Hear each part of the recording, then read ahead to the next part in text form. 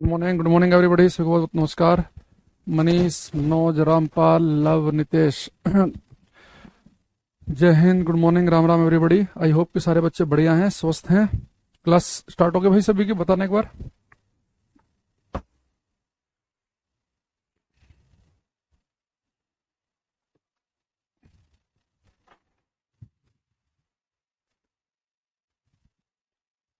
ये तो कह रहा सर स्ट्रेट लाइन को भाई स्ट्रेट लाइन ही कहेंगे।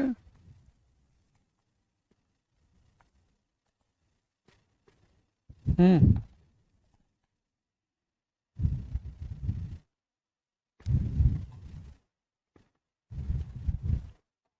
वो कर्व स्ट्रेट लाइन भी हो सकती है। ग्राफ के अंदर जो भी कुछ होता है ना सब कहते हैं कर्व। वो कर्व स्ट्रेट लाइन भी हो सकती है। अच्छा, आज क्लास में बढ़ते हैं आगे। अभी हमने जो बेटा सेकंड लॉ पढ़ा था, उसे देखो हमने क्या क्या पढ़ा क्लास में, अगर आपको याद आ रहा हो। सेकंड लॉ के अंदर हमने पढ़ा कि किसी वस्तु पर जो हम एक्सटर्नल फोर्स लगाएंगे, बाह्य बल, ये बल किसके बराबर होगा? मोमेंटम में चेंज अपॉन टाइम के बराबर, है ना। एक मैंने क्या बोला आपसे कि इसी से हमने एक फॉर्मूला निकाला कि एक्सटर्नल फोर्स बराबर होता है F is equal to M A के। एक हमने पढ़ा कि इम्पल्स, आवेग, तो इम्पल्स का फॉर्मूला हमने क्या पढ़ा बेटा? फोर्स इनटू टाइम, है ना। तो इस तरह के हमने कुछ 3 फॉर्मूले कल की क्लास में डिस्कस किए थे। फोर्स है delta P by delta T, एक है एक्सटर्नल फोर्स होता है F is equal to M A के बराबर, और एक इम्पल्स पढ़ा फोर्स इनटू टाइम के बराबर। ये 3 फॉर्मूले हमने इनसे पढ़े। कुछ न्यूमेरिकल भी हमने क्लास में डिस्कस किए थे, ठीक है। अब एक क्वेश्चन अगर मैं आपसे पूछूं कि जैसे आप क्रिकेट खेलते होंगे, और क्रिकेट खेलते समय जो फील्डर होता है ना, वो अपने हाथ को पीछे खींच के लेके जाता है, तो उसे इससे फायदा क्या होता है? भाई जैसे मान लो कोई भी फील्डर जब आप देखते हैं कैच करता है, तो ऐसा नहीं कि बॉल आई ऐसे पकड़ ली, वो बॉल आएगी तो ऐसे पकड़ेगा, है ना। बॉल आती है तो ऐसे कैच करते हैं, ऐसे सिखाया भी जाता है कि बॉल आए तो ऐसे कैच करो, है ना, इस तरीके से तो पढ़ा सकते हैं। और रावत भाई अब इसमें क्या बताऊं मैं कि आप 10th के साइंस पढ़ा सकते हैं कि नहीं। अब क्वेश्चन मेरा आप सभी से ये है कि आप ये बताओ कि कोई भी फील्डर कैच करते समय अपने हाथों को पीछे खींच के क्यों लेके जाता है? हम्म आप कहेंगे सर वो ऐसा इसलिए करता है कि अगर सीधे बॉल आ रही है ऐसे पकड़ लेगा तो चोट हाथ पे ज्यादा लगेगी, और अपने हाथ पीछे खींच के लेके जाता है तो चोट कम लगती है उसके हाथ में। देखो ऐसा क्यों हो रहा होता है। अभी हमने पढ़ा है कि किसी वस्तु पर जब हम फोर्स लगाते हैं, एक्सटर्नल फोर्स, वो उसके मोमेंटम में चेंज अपॉन टाइम के बराबर होती है, अपॉन टाइम। अब आप एक बात समझो कि भाई एक बॉल बेटा मान लो भागते आ रही है ना, ये बॉल भागते आ रही है, एक बच्चे ने से यहीं पर रोक लिया। सेम बॉल ऐसे भागते आ रही थी बिल्कुल पहले की तरह, पर एक ने से थोड़ा सा हाथ पीछे खींच लिए और ऐसे रोका। तो देखो इसका फायदा क्या होगा कि देखो दोनों केस में आप क्या कर रहे हो। भाई मान लो जब बॉल भागते आ रही थी तो बॉल के पास कुछ तो ग्राम की बॉल होती है, भागते हुए आएगी, कुछ वेलोसिटी भी होगी, यानी इस बॉल के पास मोमेंटम होगा। ये बॉल भागते आ रही मान लो उसका मोमेंटम है 100। आप जब इसे रोक लेते हो, यानी कि आप इसे रोक रहे हो, यानी इसका मोमेंटम 0 कर रहे हो, यानी आपको मोमेंटम में चेंज क्या करना है? 100 से 0 करना है। अब वो 100 से 0 जो मोमेंटम में चेंज करना है, चाहे बॉल को ऐसे रोको तो भी बॉल रुक गई, मोमेंटम 100 से 0 हो गया, चाहे ऐसे करके रोको यहां पे रुक गई तो भी मोमेंटम 100 से 0 कर रहे हो, यानी आप मोमेंटम में चेंज तो दोनों केस में सेम कर रहे हो। भाई संवेग में परिवर्तन तो बराबर है, बॉल को रोकना ही तो है दोनों बार। बॉल भागते आ रही थी, 100 का मोमेंटम था, रोक दिया, 0 हो गया मोमेंटम। भागते आ रही थी, ऐसे रोक दिया, तो रोक तो अब भी दिया आपने। तो मोमेंटम में चेंज तो आपने दोनों केस में सेम किया, लेकिन सेकंड केस में आपने क्या किया? टाइम को इंक्रीज कर लिया। यानी पहले आपको जो बॉल रोक रहे थे मान लो कि आधे सेकंड में रोक रहे थे, अब बॉल को आप रोक रहे हैं मान लो कि 1.5 सेकंड में। तो अब टाइम को इंक्रीज करेंगे, टाइम बढ़ा देंगे, तो यानी कि फोर्स क्या लगेगा? कम। नीचे की वैल्यू बढ़ेगी तो ऊपर की घटेगी, तो आपको फोर्स चोट इसलिए कम लगती है क्योंकि जब आप बॉल को कोई भी फील्डर कैच करते समय जब अपने हाथों को पीछे खींच के लेके जाता है, तो एक्चुअल में टाइम को इंक्रीज कर रहा होता है। तो टाइम इंक्रीज करके उससे आपके हाथ पे फोर्स चोट कम लगेगी, तो कम से कम चोट लगती है। तो इस वजह से क्या होगा कि आप कम दर्द महसूस करेंगे। जैसे आप कई बार देखते होंगे, जैसे मान लो कोई आपके पास में कांच का गिलास है, उस कांच के गिलास को आप दीवार पे फेंक के मारो, कांच का गिलास चूरे चूरे हो जाएगा। लेकिन मान लो कि आपने क्या किया, वही कांच का गिलास जो है, एक मान लो कि गद्दा है ना, गद्दा, उस गद्दे पे जब आप उसे फेंक के मार रहे हैं तो क्या करेगा बेटा, वो गद्दे में गिलास जाएगा, अंदर की तरफ को दबाएगा गद्दे को। या मान लो कि आपने क्या किया कि कोई ऐसे गद्दा टांग दिया है ना, कोई ऐसे कोई कोमल सी चीज है, सॉफ्ट चीज है, उस पर कांच का गिलास फेंक के मार रहे हैं तो नहीं टूट रहा, लेकिन दीवार पर टूट जा रहा है। क्योंकि जब उस आप किसी गद्दे पर मारेंगे तो गद्दे पर टकराएगा, तो वो क्या करेगा, उसकी स्पीड जो है धीरे धीरे कम होगी। क्योंकि ऐसा नहीं होगा ना, वो बिल्कुल हार्ड नहीं है कि टकरा के तुरंत उस पर टकरा के तुरंत वापस आ जाए, तो उसके वो टकराएगा, फिर वो धीरे धीरे क्या होगा, उसकी स्पीड कम होगी। तो यहाँ पे क्या करेगा, टाइम को इंक्रीज कर रहा होता, तो इसलिए फोर्स कम लग रहा होता उस कांच के गिलास पे, तो इसलिए चोट कम लग रही है, उस कांच के गिलास को टूट कम रहा है, ये वजह होती है उसकी। या अभी के लिए आप ये समझो कि जब भी कोई फील्डर कैच करते समय अपने हाथ पीछे खींच के लेके जाएगा, तो चाहे फील्डर डायरेक्ट कैच को ऐसे रोके चाहे ऐसे रोके, तो मोमेंटम में चेंज तो दोनों केस में सेम ही करना है, संवेग में परिवर्तन तो दोनों केस में सेम ही करना है। लेकिन जब हाथ पीछे खींच के लेके जाएंगे तो आप टाइम को इंक्रीज कर रहे होंगे, जब नीचे की वैल्यू बढ़ेगी तो ऊपर घटेगी, तो फोर्स कम लगता है उसके हाथ पे, इसलिए ऐसा करता है। कई बार मैं ऐसे क्रिकेट विकेट खेलने जाता हूँ, मैं स्टेडियम में खेलते हैं हम, तो वही हुआ कि एक बार जैसे एक बॉल गई किसी फील्डर के पास, लेदर की बॉल से खेलते हैं हम स्टेडियम में मैच। अब उसने जो थ्रो नहीं होता, कई बार मारता तो कोई बंदा बहुत तेज थ्रो मार देता है, अब पीछे बैकअप के लिए कोई था नहीं, और वो जैसे ही आए बॉल तो गलती से क्या हुआ कि हाथ ऐसे, बॉल ए आ रही है और बॉल पे हाथ जाना चाहिए ऐसे, और वो जल्दीबाजी में, क्योंकि वो बंदा बहुत क्लोज सा रन आउट था, तो बॉल आ रही है और मैं, बल्कि मेरा हाथ और आगे चला गया, मतलब कि बहुत तेज उसने थ्रो मारी और उसे पकड़ने के लिए, तो बहुत तेज चोट लगी और बहुत दिन तक ऐसे करता था मैं, तो हाथ में दर्द महसूस रहता था। तो कई बार वो आप जब एक होता ना कि जो एक मोमेंट होता है उसमें कई बार फिजिक्स नहीं अप्लाई कर पाते आप, कि जो रिफ्लेक्सेज है वो कई बार अलग तरीके से भी कर सकते हैं, तो चोट लगती है।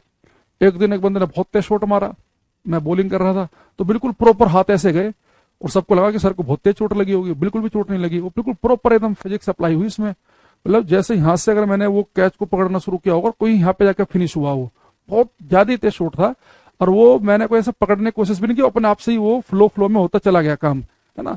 तो बिल्कुल भी नहीं लगा, सब सोच रहे कि भाई हो सकता है कि उंगली उंगली पे लग गई होगी तो टूट ही ना जाए। तो कई बार होता है अगर आप जितना ज्यादा खेलोगे तो वो आपके रिफ्लेक्सेस ऐसे होते जाएंगे कि अपने आप से आपके हाथ ऐसे चल रहे होंगे। कभी कभी खेलोगे तो हो सकता है कि बॉल आई और आपने क्या हुआ कि ऐसे हाथ लगा दिया, जैसे बॉल होते जाए और ऐसे कर दो, तो लग के ऐसे उंगली टूट जाएगी। तो वो डिपेंड करता है कि आप कितना प्रैक्टिस कर रहे हैं, क्या कर रहे हैं, तो उस सिचुएशन के हिसाब से, ठीक है। अब आते हैं न्यूटन के थर्ड लॉ पर, तो लिखेंगे हम Newton's third law of motion. Newton's third law of motion, Newton का गति का तीसरा नियम, न्यूटन का गति का तीसरा नियम, Newton's third law of motion, जिसका हमने एक नाम दिया था एक्शन रिएक्शन लॉ। इसका मैंने हल्का सा जिक्र किया था, आज थोड़ा डिटेल में समझेंगे इसे हम।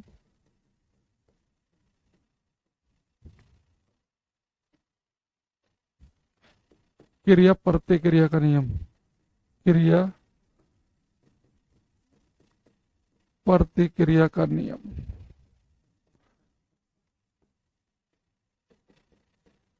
एक्शन रिएक्शन लॉ, क्रिया प्रतिक्रिया का नियम, ये हम पढ़ने वाले हैं। देखो बेटा, न्यूटन का थर्ड लॉ बड़े काम का है, बहुत जबरदस्त, ये आगे भी कई जगह यूज आएगा, कई जगह, तो उसे ध्यान समझना।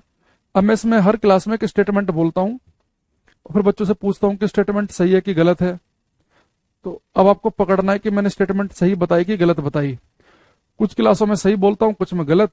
अब आपको पकड़ना है कि आपकी क्लास में सही बताया गया कि गलत बताया गया, है ना। पूरा ध्यान से एक एक शब्द सुनेंगे।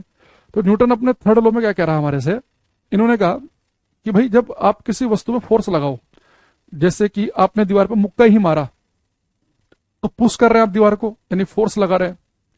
तो जब आप किसी वस्तु पर फोर्स लगाएंगे ना, तो जितना फोर्स आप उस वस्तु के ऊपर लगाएंगे, ठीक उतना ही फोर्स भी वो वस्तु आपके ऊपर लगाएगी। देखो, अगर आपने फोर्स लगाया दीवार पे, तो जो फोर्स आप लगाओगे उसे मैंने मान लो कहा एक्शन, मैंने दीवार को हिट किया तो एक्शन है, और ठीक उतना ही फोर्स दीवार मेरे ऊपर लगाएगी, उसे हम कहेंगे रिएक्शन। और इस बात को ध्यान रखना कि अगर एक्शन मैंने लगाया, भाई मुक्का मैंने मारा दीवार पर, तो अगर एक्शन मैंने लगाया तो रिएक्शन भी मेरे ऊपर ही लगेगा। दूसरा, एक्शन लगा किस पे, दीवार पे, तो रिएक्शन भी दीवार ही लगाएगी। ऐसा नहीं होगा कि मैं मुक्का मार रहा हूं दीवार पे और मेरे पैर के नीचे का जो फर्श है वो मेरे ऊपर रिएक्शन लगाए।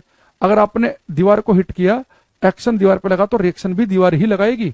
अगर एक्शन हाथ के द्वारा लगा तो रिएक्शन भी हाथ पे ही लगेगी। इसलिए हम दीवार पे जब मुक्का मारते हैं तो तुरंत हम ऐसे करने लग जाते हैं, अगर बहुत तेज मुक्का मार दिया हो। क्यों? एक्शन हाथ ने लगाया था तो रिएक्शन भी हाथ के ऊपर ही लग रही है, इसलिए आपके हाथ में दर्द हो रहा है। अच्छा, दूसरी चीज, एक मैंने ये कहा कि जो एक्शन और रिएक्शन है, ये एक्चुअल में क्या है बेटा, ये एक्शन और रिएक्शन होते हैं दो इक्वल और अपोजिट फोर्स। जब दीवार पे जो आप एक्शन लगा रहे हो, फोर्स ही तो है, मुक्का मार रहे हो, तो एक्शन और रिएक्शन दो इक्वल अपोजिट फोर्स होते हैं। यानी अगर मैंने दीवार पे 20 न्यूटन का फोर्स लगाया, दीवार भी मेरे ऊपर 20 न्यूटन का ही लगाएगी, पर वो होंगे अपोजिट। अगर मैं एक्शन लगा रहा हूं इधर को तो रिएक्शन लगेगा मेरी तरफ को। तो न्यूटन साहब ने कहा कि एक्शन और रिएक्शन दो इक्वल फोर्स हैं, दोनों अपोजिट भी हैं। अच्छा, अगर ये एक्शन रिएक्शन बेटा दोनों फोर्स इक्वल भी हैं, दोनों अपोजिट भी हैं, तो दोनों कैंसिल आउट हो जाएंगे, निरस्त हो जाएंगे। तो यहां तक की स्टेटमेंट सही है कि गलत है? क्या लगता है आपको? जो बच्चे पहले किसी बैच में पढ़ चुके हैं वो तो बता देंगे, बाकी बताओ जितना मैंने बोला यहां तक की बात सही थी कि गलत थी?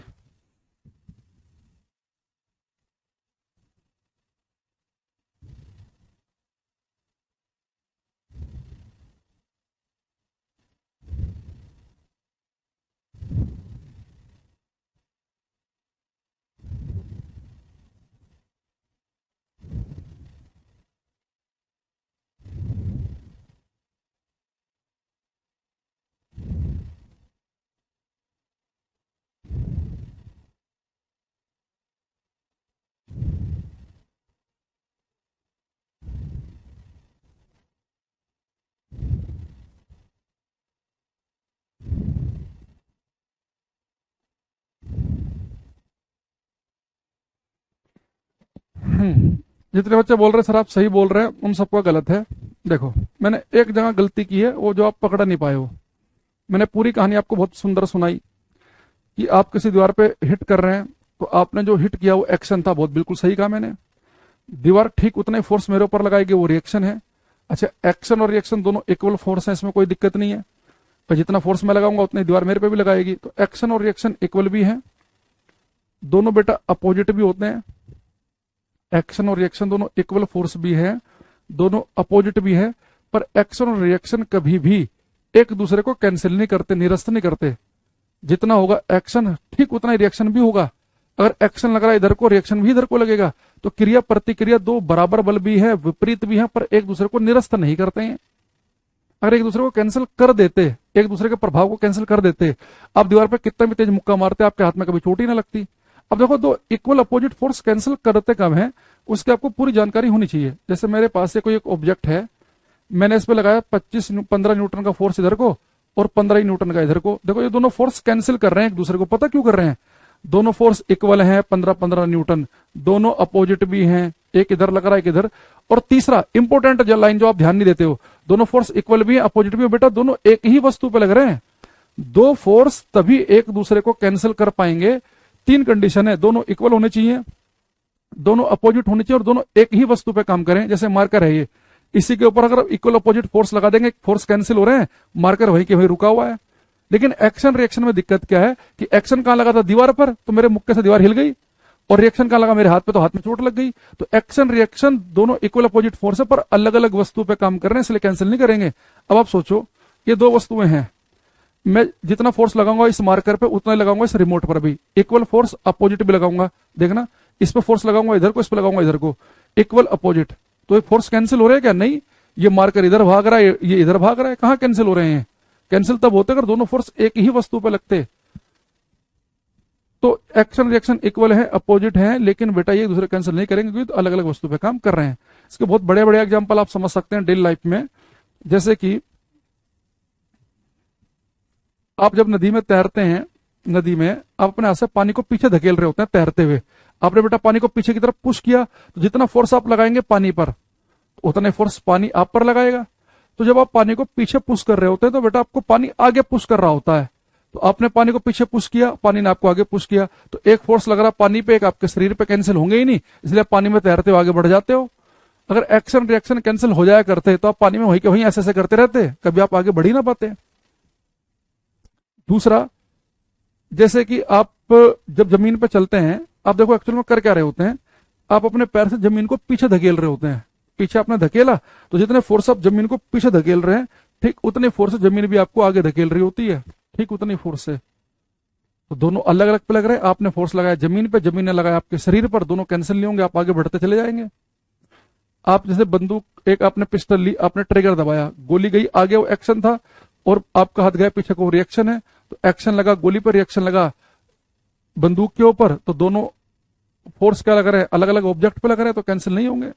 तो एक्शन रिएक्शन इक्वल भी है, अपोजिट भी है, ये कैंसिल क्यों नहीं होते? क्योंकि दोनों अलग अलग वस्तु पे काम कर रहे होते हैं। रॉकेट इसका बड़ा अच्छा एग्जांपल है भाई। रॉकेट में जो फ्यूल है वो जल रहा है, गैस पीछे की तरफ को भाग रही है, और रॉकेट का जो खोखा है वो आगे की तरफ को भाग रहा है।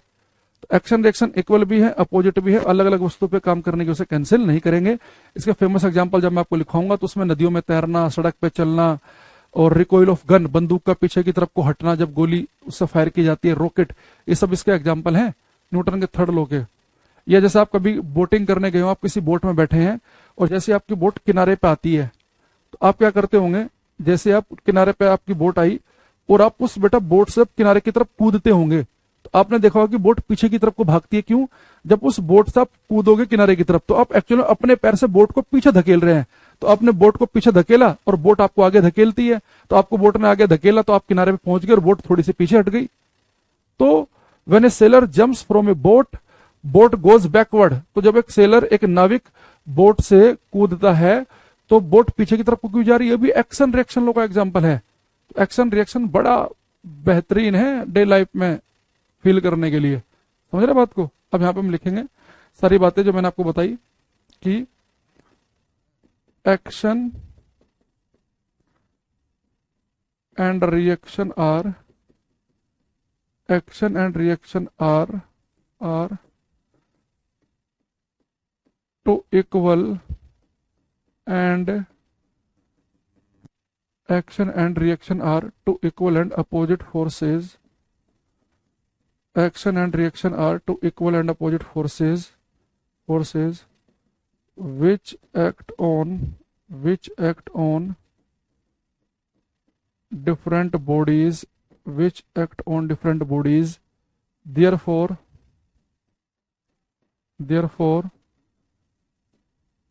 they never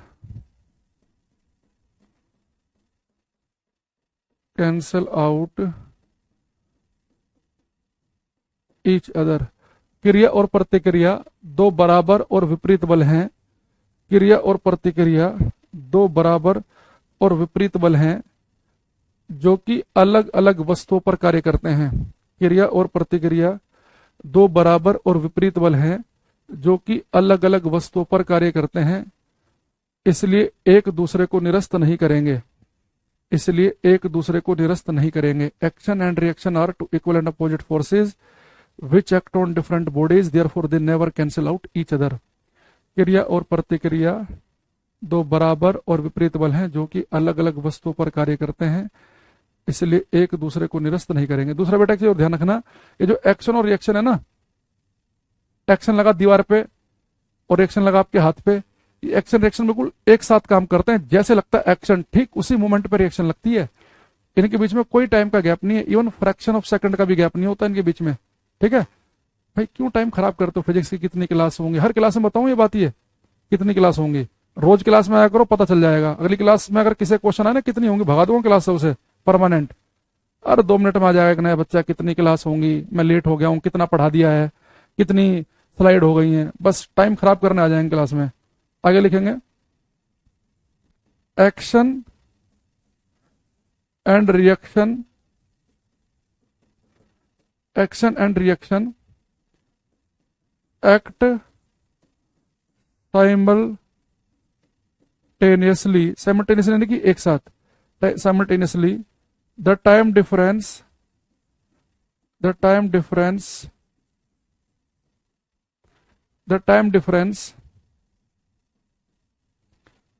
between them is zero। Action and reaction act simultaneously, the time difference between them is zero। क्रिया और प्रतिक्रिया एक साथ कार्य करती हैं, इनके बीच का समय अंतराल शून्य होता है। क्रिया और प्रतिक्रिया एक साथ कार्य करती हैं, इनके बीच का समय अंतराल शून्य होता है। Action and reaction act simultaneously, the time difference between them is 0। ठीक, इसके बेटा एग्जाम्पल लिखेंगे हम, ये हमारे काम के हैं। Examples of Newton's third law, Newton के तीसरे नियम के उदाहरण, न्यूटन के तीसरे नियम के उदाहरण। Examples of Newton's third law, पहले लिखेंगे स्विमिंग इन रिवर्स, नदियों में तैरना। सेकंड लिखेंगे वॉकिंग ऑन रोड, सड़क पर चलना।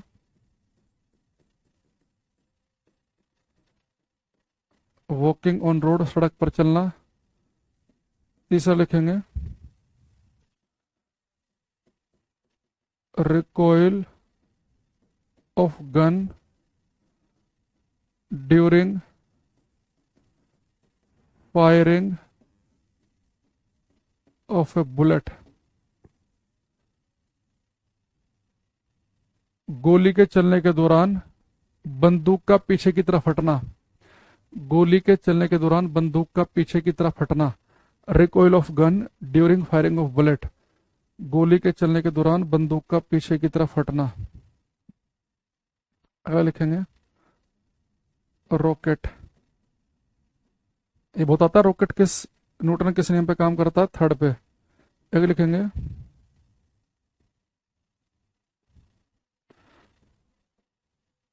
when a sailor jumps from a boat,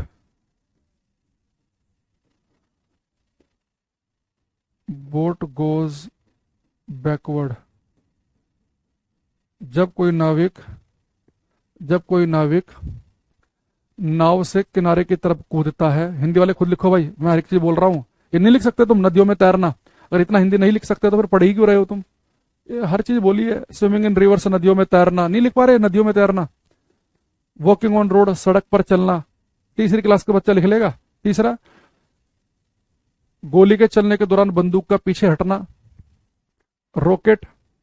और लास्ट वाला बोल ही रहा हूं मैं, जब कोई नाविक नाव से किनारे की तरफ कूदता है, जब कोई नाविक नाव से किनारे की तरफ कूदता है तो नाव का पीछे हटना। जब कोई नाविक नाव से किनारे की तरफ कूदता है तो नाव का पीछे की तरफ हटना। ये सारे न्यूटन के थर्ड लॉ के एग्जाम्पल हैं। चाहे नदियों में तैरना आ जाए, सड़क पर चलना आ जाए, गोली चलने के दौरान बंदूक का पीछे की तरफ हटना आए, रॉकेट किस पे काम करता है, कोई नाविक जब नाव से किनारे की तरफ कूदता है तो नाव का पीछे की तरफ हटना, सब किस में जाएंगे, न्यूटन के थर्ड लॉ में। अच्छा, एक छोटी सी बात और ध्यान रखेंगे इसमें हम, बेटा न्यूटन के थर्ड लॉ के जितने भी एग्जाम्पल लिखवाए मैंने, पांचवें एग्जाम्पल, ये सारे के सारे सेम एग्जाम्पल जो हैं, सब के सब सेम एग्जाम्पल है law of conservation of linear momentum के। हिंदी में लिखेंगे ये सभी उदाहरण रेखीय संवेग संरक्षण के भी हैं। ये सभी उदाहरण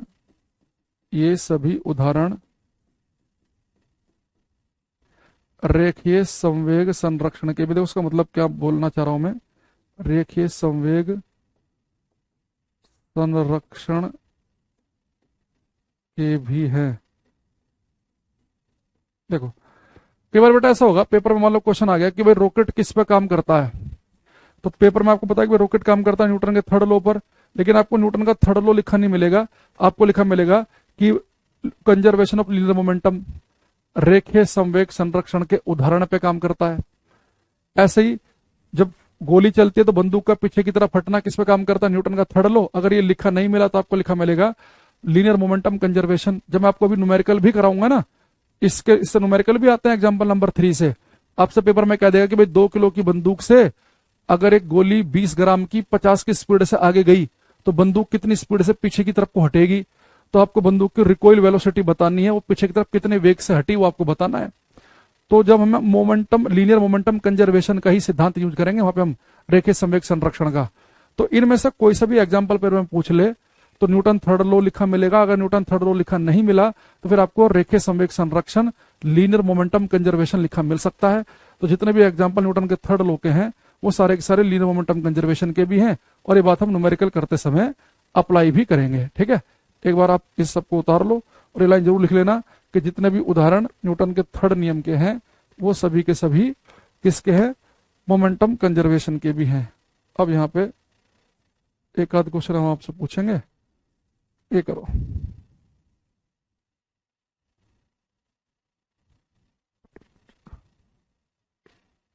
चलो ये तो पिछली क्लास से रिलेटेड क्वेश्चन है, गलती से ये खुल गया, पहले तो यही कर लो।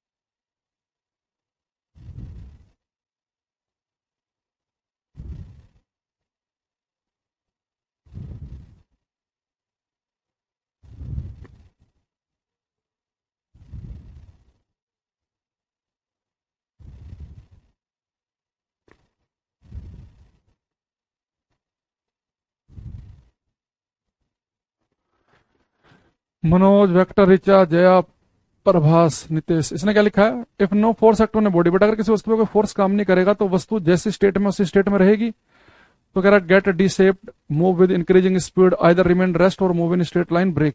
किसी वस्तु पर अगर फोर्स काम नहीं करेगा तो जो भी उसकी स्टेट है वही बनी रहेगी, वो रुकी थी तो रुकी रहेगी, और मोशन में है तो मोशन में बनी रहेगी। ये वाला करना भी हम आपको यहाँ से क्वेश्चन पूछना चाह रहा था मैं आपसे, वो गलती से खुल गया था वो। इसने कहा एक्शन रिएक्शन फोर्सेज, क्रिया क्रिया प्रतिक्रिया बल। एक लिखा कि एक्ट ऑन सेम बॉडी, एक लिखा एक्ट ऑन डिफरेंट बॉडीज। आप समझ ही गए हैं, है ना, कि टाइम खराब नहीं करना। तो क्रिया और प्रतिक्रिया दोनों अलग अलग वस्तुओं पर काम करते हैं, एक ही वस्तु पर काम करते ही नहीं है। एक लिख रहा कि act along different line, act in the same direction. तो बेटा दोनों अपोजिट डायरेक्शन में काम करते हैं। तो देखो एक ही लाइन में काम करेंगे, जैसे ये ऑब्जेक्ट है तो एक्शन लग रहा है इधर को, तो ठीक इसी लाइन में ही रिएक्शन लगेगी इधर को अपोजिट। ऐसा नहीं होगा कि एक्शन लग रहा है इधर को और रिएक्शन लग रही है, ऐसे नहीं। ये एक ही लाइन में लगते हैं, अलोंग वन लाइन, पर अपोजिट डायरेक्शन में। तो ये सेम डायरेक्शन में नहीं होंगे और डिफरेंट लाइन के अलोंग नहीं होंगे, एक ही लाइन के अलोंग होंगे ये।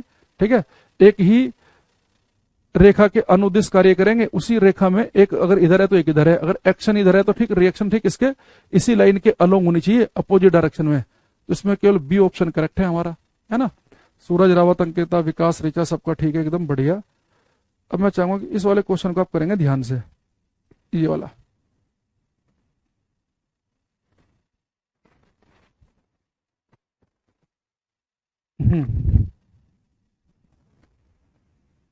क्वेश्चन का नंबर लिखेंगे पहले आप सभी 8 और फिर उसका आंसर देंगे।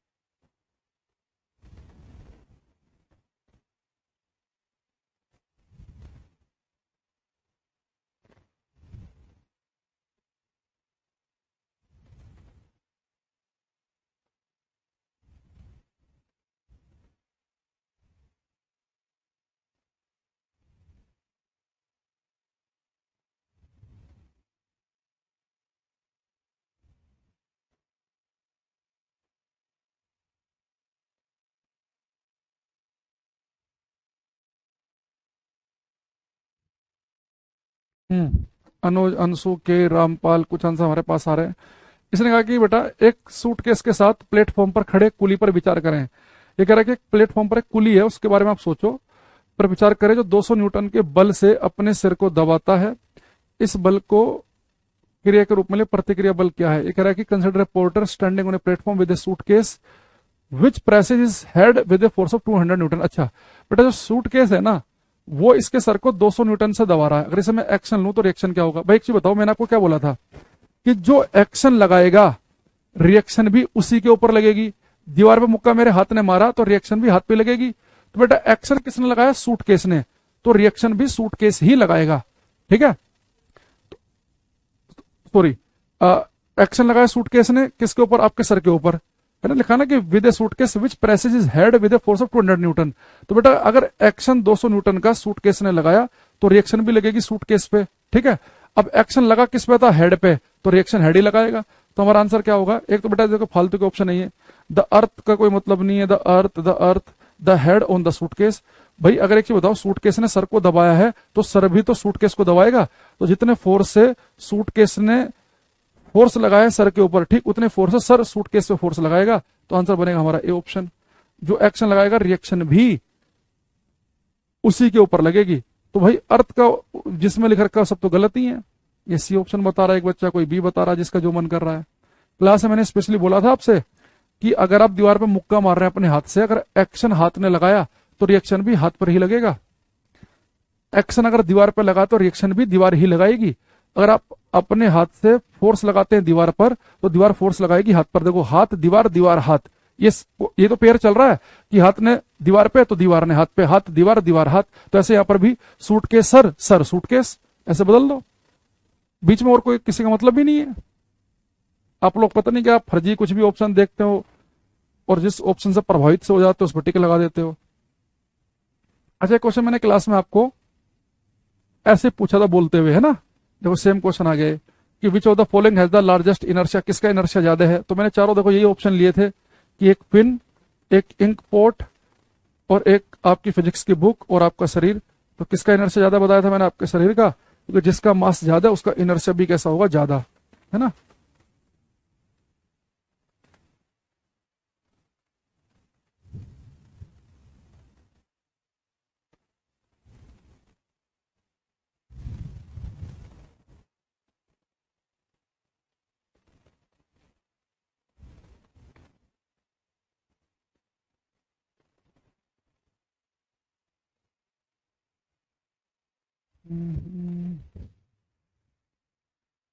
अब यहाँ से हम न्यूमेरिकल की तरफ धीरे धीरे बढ़ेंगे।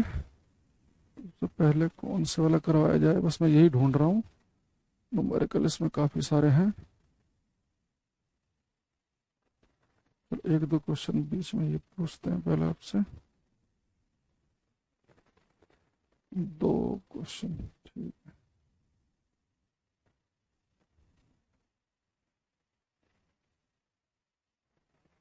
बेटा पहले दो क्वेश्चन आप ये करो,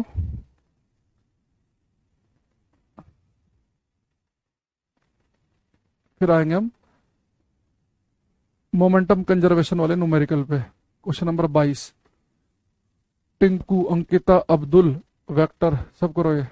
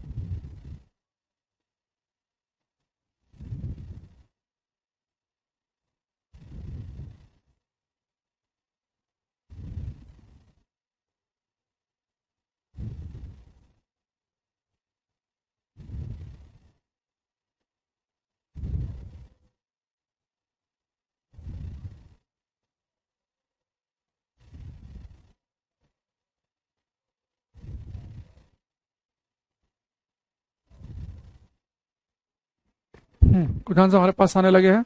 वेक्टर का सबसे फास्ट आया। इसने कहा बेटा कि three forces act on a particle and keep it at rest, it is possible to have. ये कह रहा है कि एक पार्टिकल पे तीन फोर्स लग रहे हैं और तब भी वो रेस्ट पर है, ऐसा कब हो सकता है?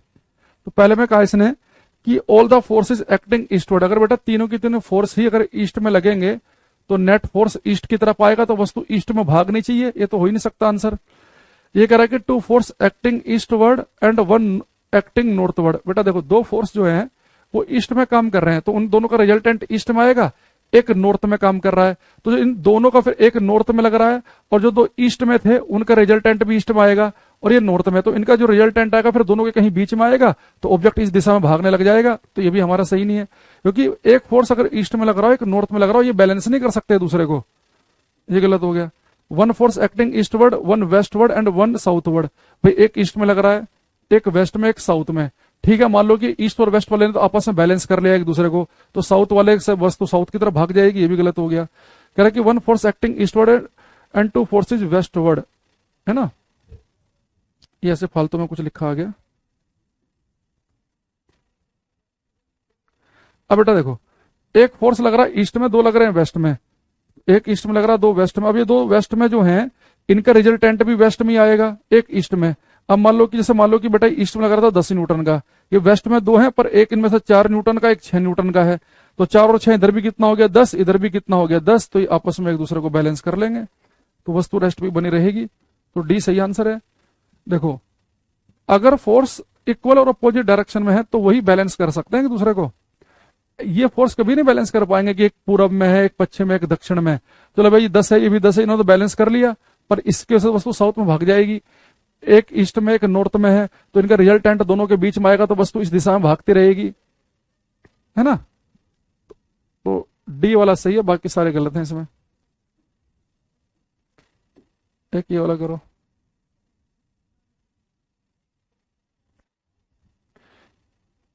ये वाला करेंगे ट्राई। ये के लिखा है बस, और कुछ नहीं लिखा है।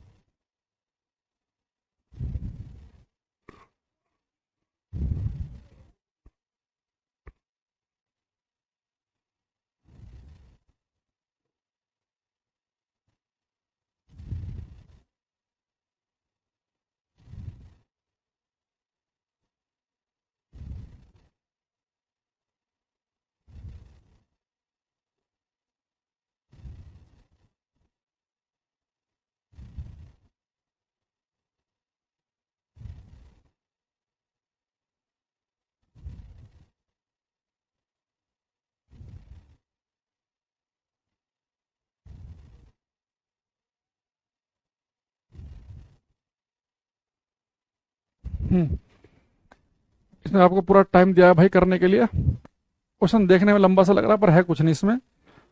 इसने कहा है applying a force of 5 newton on a wooden plank with mass m1 kg, it accelerate with an acceleration of 10 metre per second square.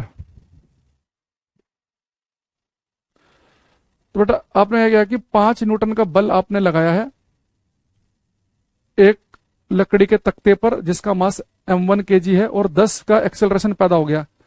Another plank of mass m2 kg accelerate with an acceleration of 20 meter per second square when the same force is applied. If both the plank are tied and with each other and the same force is applied on them, what will be the acceleration? देखो सबसे पहले बेटा देखो, आपने 5 Newton का बल लगाया, 5 Newton का, और कितना एक्सेलरेशन पैदा हुआ 10 का, और ये आपने किस फोर्स लगाया m1 kg पे। तो आप m1 की वैल्यू निकाल लो, F इक्वल टू m में से एफ कितना है 5, m1 एक्सेलरेशन है 10, तो m1 की वैल्यू कितनी होगी आपकी 5/10 यानी कि 1/2 kg। तो m1 तो 1/2 kg हो गया। ये फर्स्ट केस है। सेकंड केस में क्या है, आपने फिर से फोर्स लगाया, सेम फोर्स 5 न्यूटन का लेकिन m2 पर, और एक्सेलरेशन कितना पैदा हुआ इस बार 20 का। तो m2 की वैल्यू होगी 5/20 यानी कि 1/4 kg। तो आपने m1 m2 निकाल लिया 1/4 kg। तो बेटा m1 की वैल्यू तो हाफ kg आ गई और उसकी आ गई 1/4 यानी कि 0.25 kg। अब कह रहा है कि दोनों को जोड़ दिया और सेम फोर्स लगाया। अच्छा, मैं जब दोनों को जोड़ दूंगा तो बेटा टोटल मास कितना हो जाएगा, हाफ प्लस 1/4, तो 4 आ गया एल्सियम, 2 दूनी 4, 4 एकम 4, तो 3/4 kg हो जाएगा टोटल मास। तो टोटल मास हो गया 3/4 kg। और F इजकल टू एम में लगा दो। कह रहा फिर से सेम फोर्स लगाया 5 न्यूटन का ही, और मास कितना है 3/4, एक्सेलरेशन निकालना है तो 20/3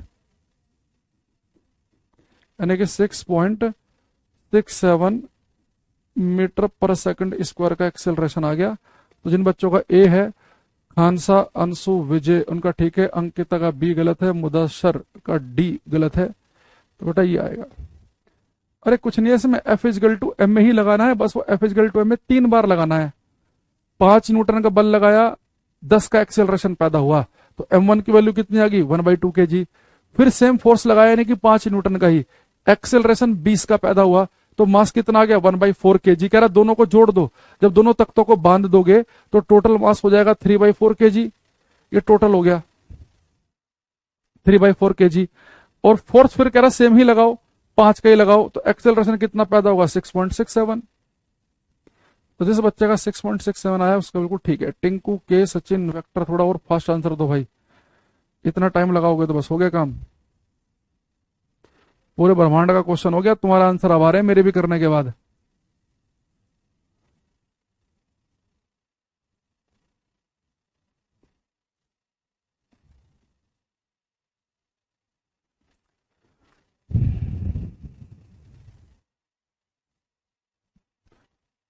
अब आते हैं यहाँ पे।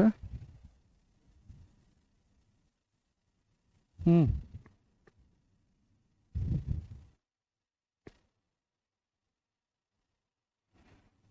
अरे आया क्वेश्चन पिछले वाला समझ में? तो जितना बताया जा रहा है कितने बच्चों को समझ में आ रही है बातें? वाई लिखो, जैसे समझ में आ रही है, नहीं आ रही वो एन लिखो। और आपको पता है शर्त क्या है, कमेंट केवल वाई या एन वाला वही बच्चा करेगा जो शुरू से क्लास ले रहा है, ठीक 11:15 बजे से, और इसने पीछे की भी सारी क्लास ले रखी है।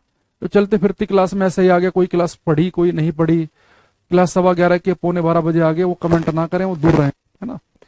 तो बाकी बच्चे कमेंट करके बताएंगे, हमें पता तो चले कितनों तक सही से हमारी बात पहुंच पा रही है।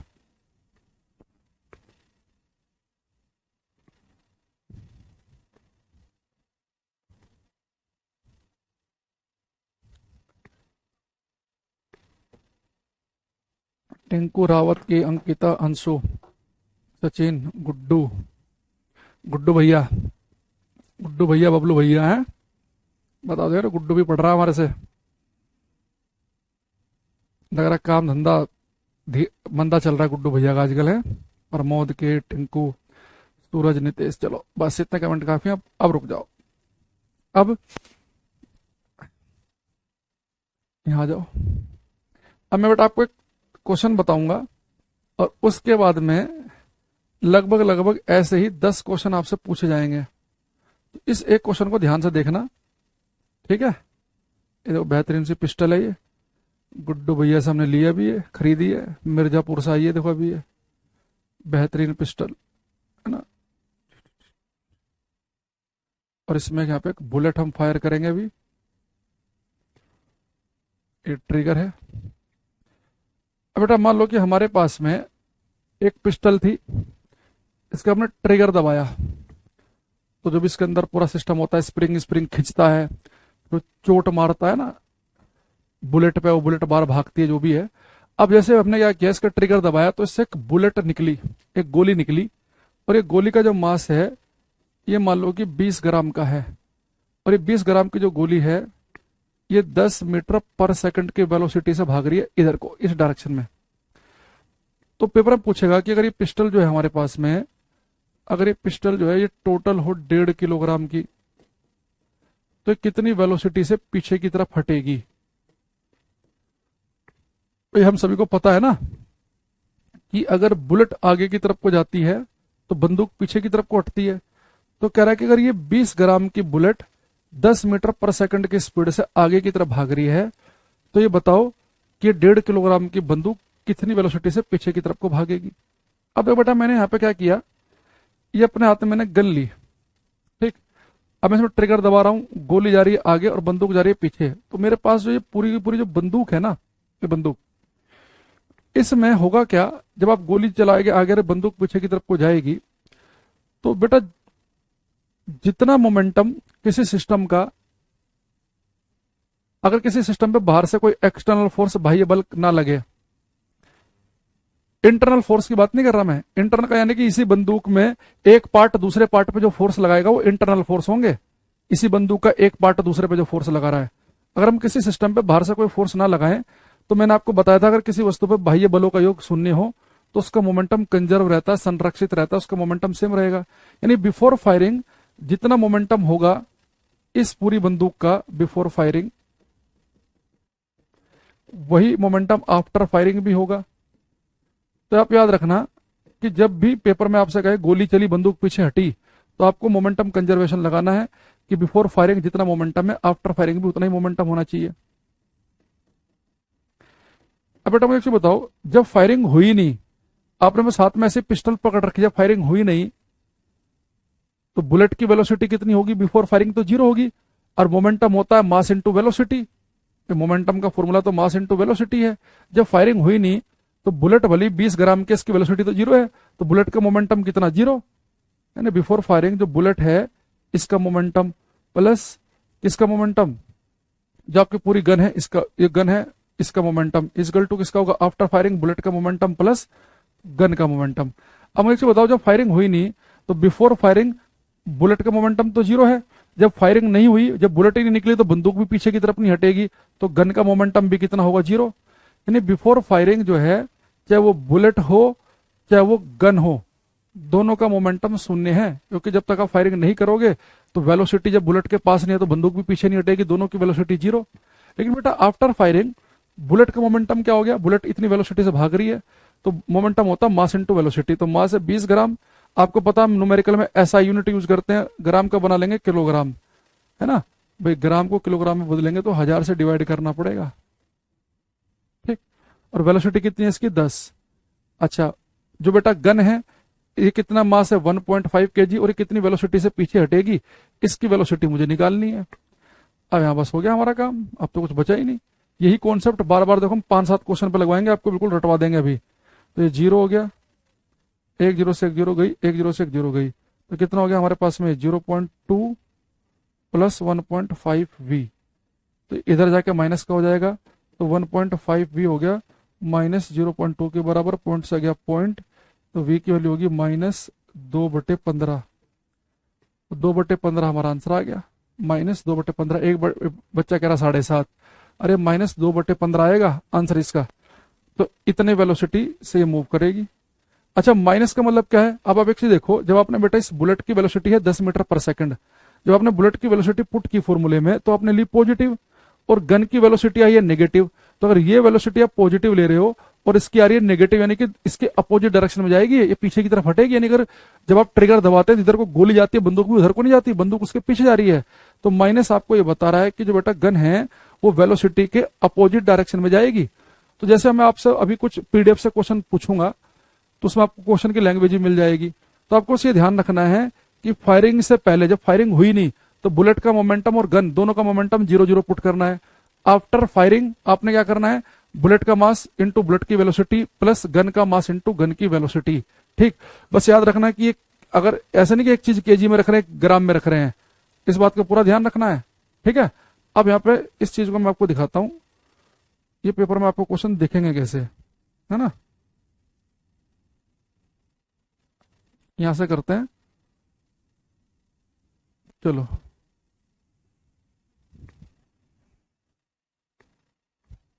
करो ये क्वेश्चन।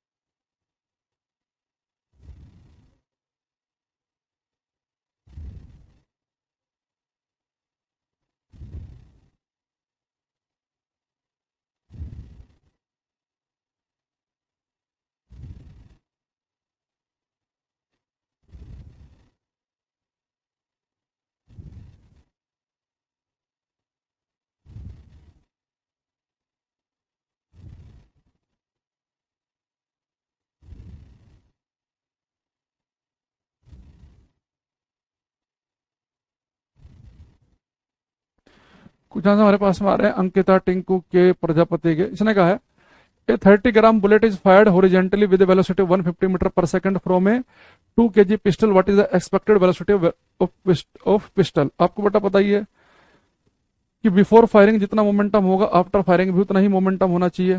तो इनिशियल मोमेंटम किसका बराबर होता है, फाइनल मोमेंटम के। तो बिफोर फायरिंग बुलेट का मोमेंटम भी जीरो है और पिस्टल का भी जीरो है। लेकिन आफ्टर फायरिंग जो बेटा हमारे पास बुलेट कितने ग्राम की है, 30 ग्राम की, तो इसका ग्राम को बदलेंगे किलोग्राम में, ठीक, केजी में बदल लिया। और इसकी वेलोसिटी कितनी है, 150 मीटर पर सेकंड की, प्लस गन हमारी कितने की है, 2 kg की है। इसकी वेलोसिटी हमें निकालनी है। तो यहां देखो 1 0 से गया 1 0, 1 0 से गया 1 0, तो 15 3 45, यानी कि हो जाएगा ये 4.5, 10 से भाग भी करेंगे ना, प्लस 2v, तो 2v इधर हो गया माइनस का ये, तो v की वैल्यू होगी माइनस 4.5/2, तो 4.5 का आधा करेंगे तो माइनस 2.25 मीटर पर सेकंड, यानी इसका आंसर आएगा हमारे पास ए। ठीक है, तो इसका ए है।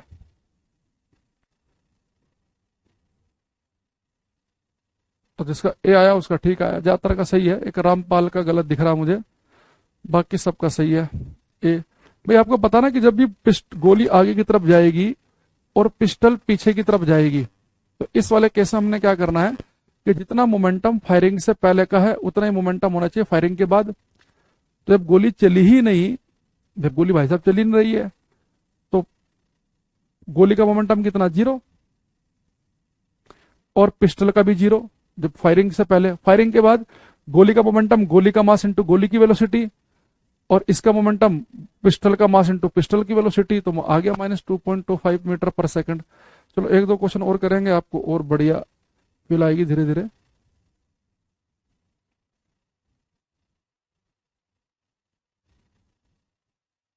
ये वाला करो, रिकॉइल वेलोसिटी निकालो, क्वेश्चन नंबर 16।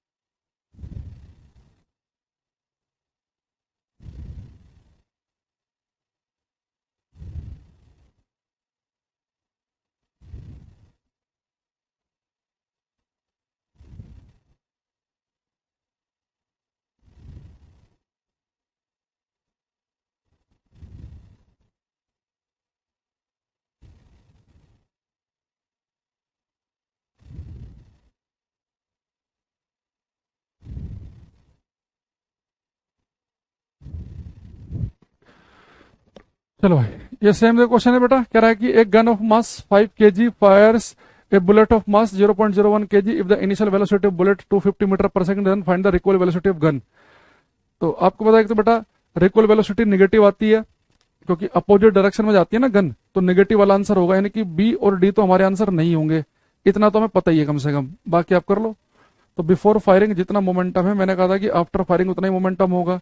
तो जब फायरिंग हुई नहीं तो गन और बुलेट दोनों का मोमेंटम 0 है। तो आफ्टर फायरिंग बेटा बुलेट का मास कितना है, 0.01 kg, और इसकी वेलोसिटी कितनी है, 250। गन है 5 kg की, इसकी वेलोसिटी आपको निकालनी है। सेम ही तो चीज चल रही है, तो पॉइंट हटाएंगे तो 2 0 आएगी, 1 0 से 1 0 गया, तो आ गया 2.5 प्लस 5v, तो 5v की वैल्यू आ गई माइनस 2.5, तो v आ गया माइनस 2.5/5, तो 5 5 0, 5 5 25, minus 0.5 metre per second answer आ गया। तो जिन बच्चों का ए आया उनका ठीक है, ए आएगा इसका आंसर। ठीक है भाई, 5 को 10 से भाग करेंगे तो 0.5 बनेगा। अरे आप एक इक्वेशन सोल्व नहीं कर पा रहे हो, बार बार एक ही तो इक्वेशन है। जब भी बंदूक फायरिंग वाले केस में क्या है, फायरिंग से पहले गन हो बुलेट हो दोनों का मोमेंटम 0, फायरिंग के बाद में आपको बुलेट का मोमेंटम नहीं लिख सकते क्या? बुलेट का मास कितना है? 0.01 kg। इसकी वेलोसिटी कितनी दे रखी है? 250। जो गन है वो 5 kg की, उसकी वेलोसिटी निकालनी है। इतनी इक्वेशन सोल्व करनी है बस आपको। ये इक्वेशन क्या है भाई इस इक्वेशन को सोल्व करने में? और ऐसे से 3 क्वेश्चन कर लिए तुमने पहले भी। एक क्वेश्चन चलो और करो ऐसे ही।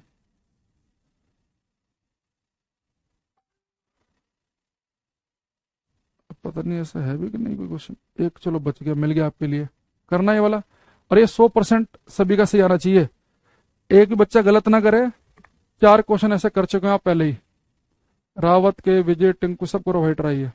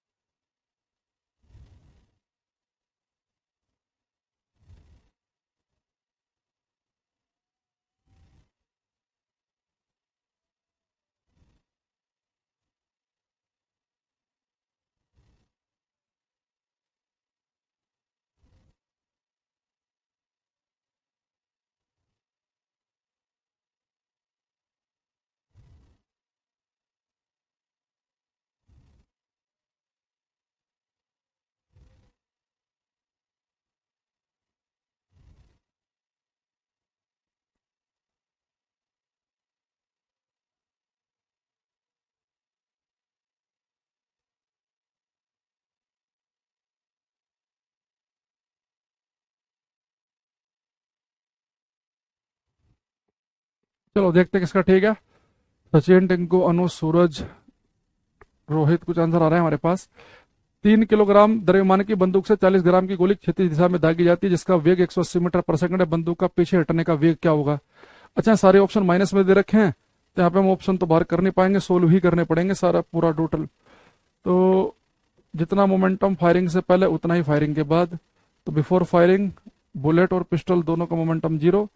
आफ्टर फायरिंग 40 ग्राम की गोली है, किलोग्राम में बदलने के लिए 1000 से डिवाइड करना पड़ेगा। 180 की वेलोसिटी से मूव कर रही है। गन कितने की है? 3 kg की, उसकी वेलोसिटी निकालनी है। इतनी क्वेश्चन बना ली थी, नहीं बना ली थी सबने? देखो इसमें भी गलत गलत आंसर आ रहे हैं। कोई सी बता रहा है, कोई ए बता रहा है, यानी किसी का तो गलत है ही कम से कम। तो 0 किसके बराबर हो गया? 1 0 से 1 0, 1 0 से 1 0। 18 × 4 = 72, 7.2 + 3v। तो 3v किसके बराबर हो गया? -7.2 के। तो v की वैल्यू होगी -7.2 × 3। तो -3 दूनी 6, 3 चौक 12, -2.4 मीटर पर सेकंड आएगा। यानी कि सी इज करेक्ट आंसर। ए पता नहीं क्यों लिख रहे हो भाई तुम।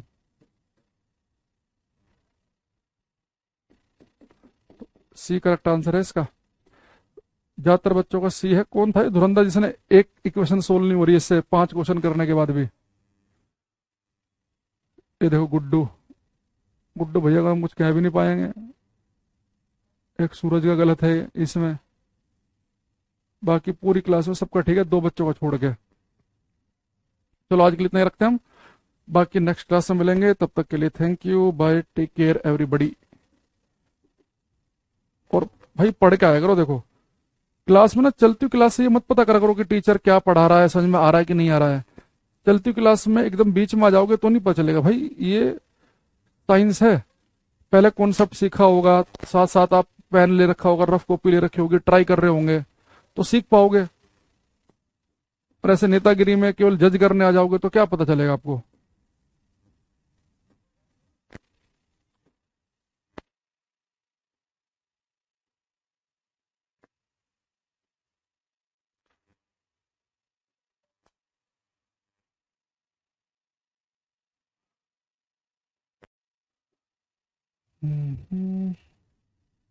Bye, take care everybody.